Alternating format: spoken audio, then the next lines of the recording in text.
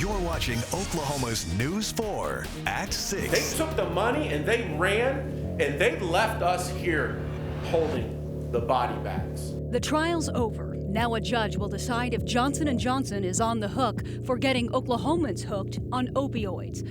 And a veteran attacked on a city bus. Now a man's plan to help hits a snag. He gave me the address to go to the house to get it. And I pulled up to the house. There's no truck there. What happens when we start looking for answers? And right now, 6 parents arrested. Their son in the hospital tonight, hooked up to monitors with a broken arm, 2 broken legs, broken ribs. His parents, Jason Martinez and Kendra Tyler, arrested. News 4's Emily Akins just talked to the baby's grandfather and is live with what he told her. It's new at 6. Emily. Eli, Jolene, the parents of that baby were arrested on unrelated outstanding warrants, but the father tonight facing multiple counts of child abuse. We spoke with the grandfather of that baby boy. He says he's still fighting for his life. I'm mad, I'm frustrated, I'm hurt, and it's just, I can't, I'm just a bottle of emotion. Johnny Tyler's 4-month-old grandson in critical condition on Monday. He was brought to the hospital July 5th with multiple broken bones. 2 broke legs, a broke arm, and 6 broken ribs, and a punctured lung. His mother and father arrested there. Jason Martinez now facing multiple counts of child abuse. As a father, you don't want to believe it, but at the same time, I'm a rational thinker, and I'm going to let the facts speak for themselves. Both parents were staying with another couple at the time. Mariah Kessinger appalled that this could have been happening under her roof. You're kidding me. So you're telling me some of this happened in my house? Like Jason and Kendra acted okay and normal, like nothing was happening. The baby boy was born 3 months early. Kessinger thinks he was supposed to be on oxygen. Tyler says he's not sure if the baby was supposed to be or not. How is that baby not crying? I'm like, because he didn't have his oxygen. And nobody knew here that he was supposed to be on oxygen. Court documents show that Martinez admitted to shaking the baby and that the baby stopped breathing for 2 to 3 minutes. It went on to say the dad did not seek medical attention. What would have happened if I left my daughter with them? Kessinger says she convinced the couple to take their baby to the doctor after they mentioned swelling in his leg. The whole time, she had no idea how serious these injuries really were. To have that many injuries as a child and not being able to cry because you don't have the right amount of oxygen or anything, it's got to be a personal hell for that baby. She says she wished she would have known. I don't want him growing up thinking it's his fault. I want him to know what love is. I want him to know what the right kind of care is. And his grandpa just proud of his little fighter. I can't help but just look for a brighter future because he's doing better every day. Martinez is expected back in court at the end of July. Court documents say the district attorney's office is still waiting on the baby's medical records. It also says Martinez may be involved in some other criminal investigations. We're live in Oklahoma City. Emily Akins, Oklahoma's News 4. Caught on camera, police have faith that someone out there will know this woman. They want to talk to her about a shoplifting case at a Kohl's store in northwest Oklahoma City. If you recognize her, call Oklahoma City Police. We have an update to some breaking news. A group of teen boys is doing okay tonight after a scare in Kansas. The group had to pull over in this parking lot after 10 of them got sick with what's believed to be carbon monoxide poisoning.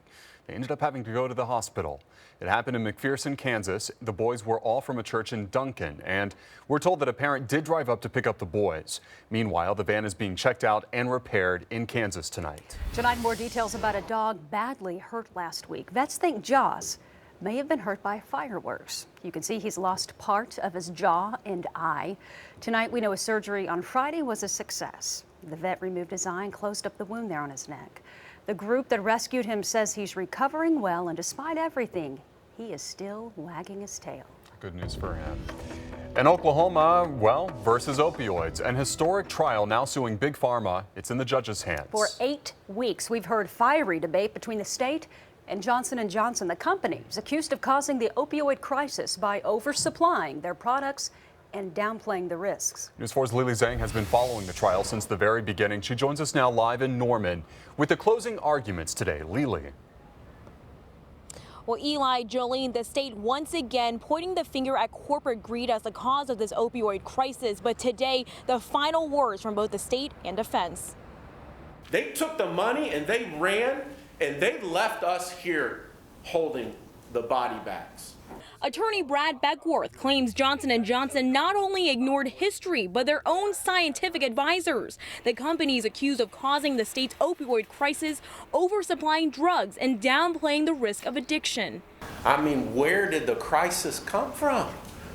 Did we just have a bunch of addicted, troubled opioid use disorder victims lying around in wait in the state, and somebody poured water on it in 1996 and they just sprouted and grew and grew and grew? It's a man-made crisis, but it is a drug company crisis, and it begins and it should end with them. The state is seeking billions for their abatement plan, which the defense claims isn't well thought out.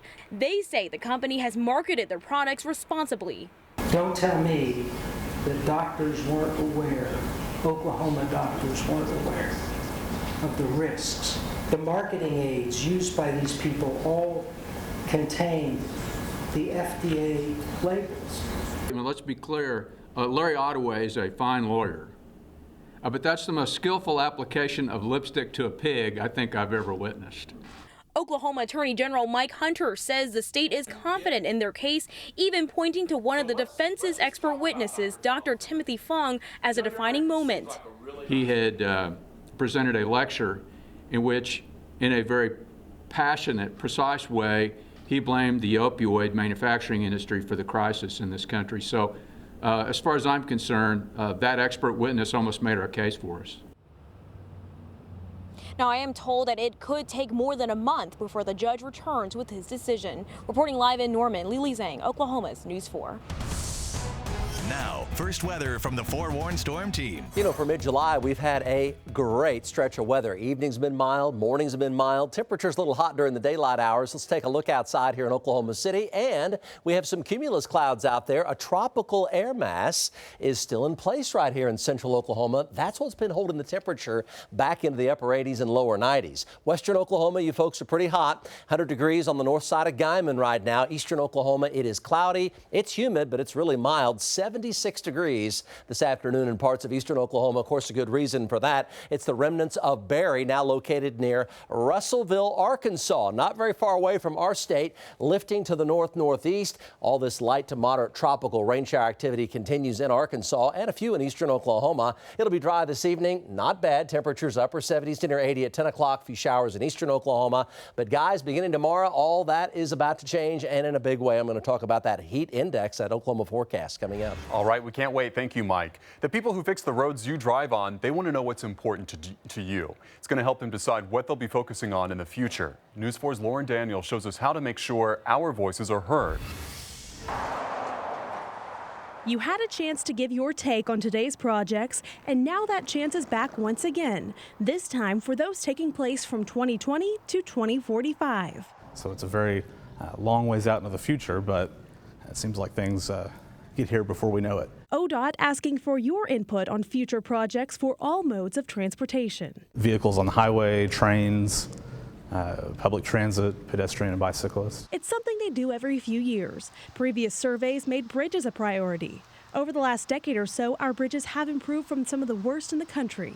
The public made it very clear that they were not happy with that distinction. With limited resources and a lot to fix, ODOT officials say they have to prioritize their work. I think that we've got more than a $10 billion backlog just in Oklahoma of improvements to the highway system alone, beyond what we could possibly fund today.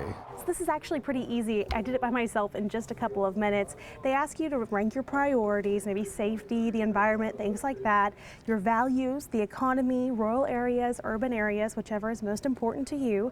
You can also tell them what's most important as far as costs. If you'd rather have your costs the same or expand the conditions and improve the conditions. Another thing they ask you for, the easiest part, a little bit about yourself, where you live, your email address, things like that. Reporting in the newsroom, Lauren Daniels, Oklahoma's News 4.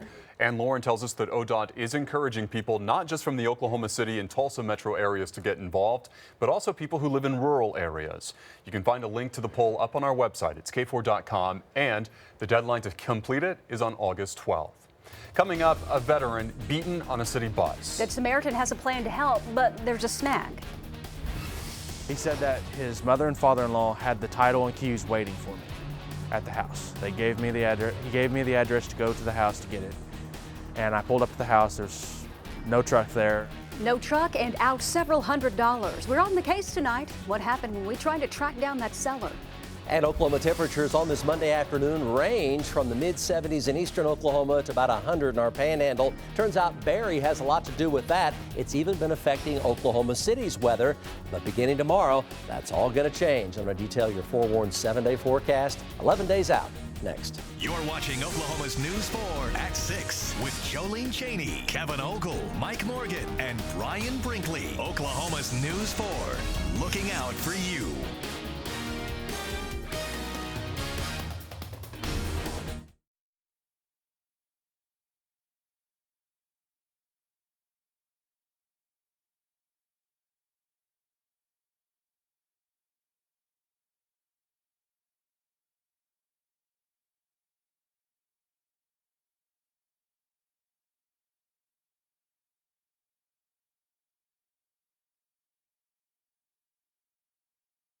News. Thank you for watching.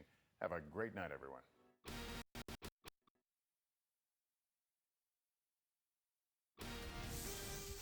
You're at 6. They took the money and they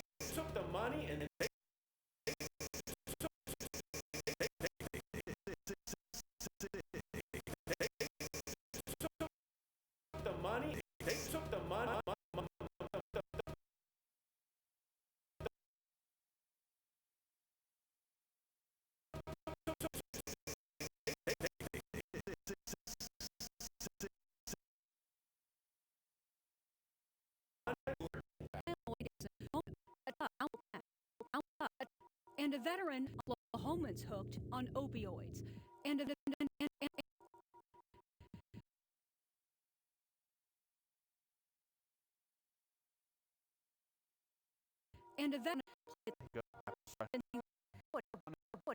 And right now looking for answers. And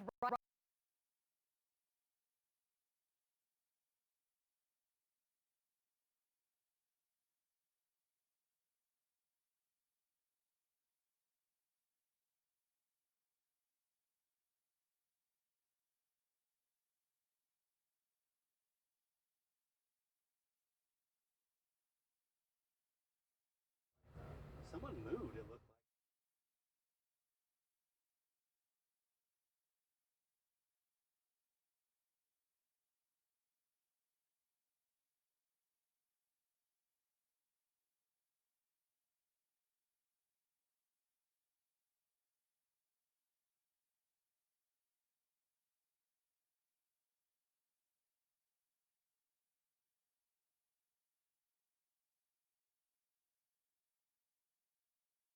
Actually was completely, I could see Stoops not being this way. 1, 2, 3 live from AT&T Stadium, Big 12 Football Media Days in Arlington. Hello, Alan. 1, 2, 3, 4, 5. We are in AT&T Stadium. I'm standing next to Brian. We're going to talk about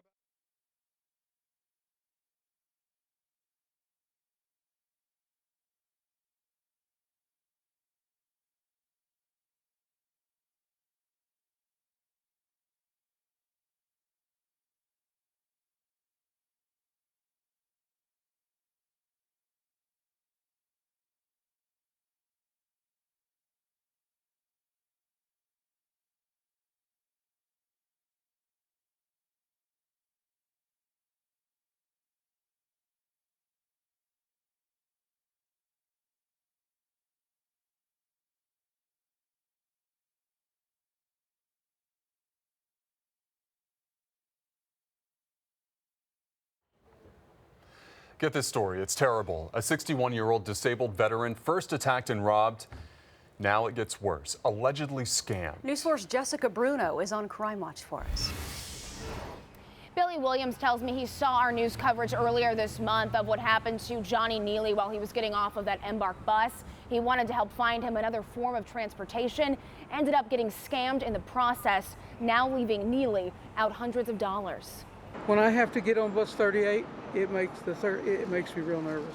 That was last week when 61-year-old Johnny Neely spoke to News 4 about the man in this surveillance image who, according to a police report, screamed, "Veterans think they're better than everyone else," at Neely as he exited an Embark bus. He was screaming that, and then he swatted at my head, and when he did, I said, "I'll dial 911." But then allegedly stole his phone. Billy Williams, a friend of Neely's, saw the story and came up with an idea. I said, "Do you have any money saved up for a vehicle?" Because I noticed he didn't have one anymore. He used to have a van. And he says, "I have a little bit." And I said, "Well, if you'd like, I can take that money and I'll go get a truck." And I showed him 2 different trucks. Neely settled on this one on Facebook Marketplace. So Williams contacted the seller, who agreed to sell the truck for $300. The two met in Shawnee, where Williams gave him the cash. However, the truck wasn't there. He said that his mother and father-in-law had the title and keys waiting for me at the house. They gave me the address. He gave me the address to go to the house to get it. And I pulled up at the house. There's no truck there. It was a phony address. And when Williams tried to contact the seller again on Facebook, when I said there's no truck here, he had blocked me. That's when I knew something was up. And then I texted him. But no response. So we tried calling him. Please leave your message for... It went straight to voicemail. Hi, this is Jessica Bruno with Channel 4. After leaving a message, I tried calling again. This time it rang, but no answer. Dude, if you're watching this, do the right thing. Just return the money and charges won't get pressed. You should have known better. On Crime Watch, Jessica Bruno, Oklahoma's News 4. Williams filed a police report with Shawnee Police. So far, though, no arrests have been made in either of the cases. Williams started a fundraiser for Neely on Facebook as well, and we've got a link on our website, KFOR.com. Now, forewarned weather with Mike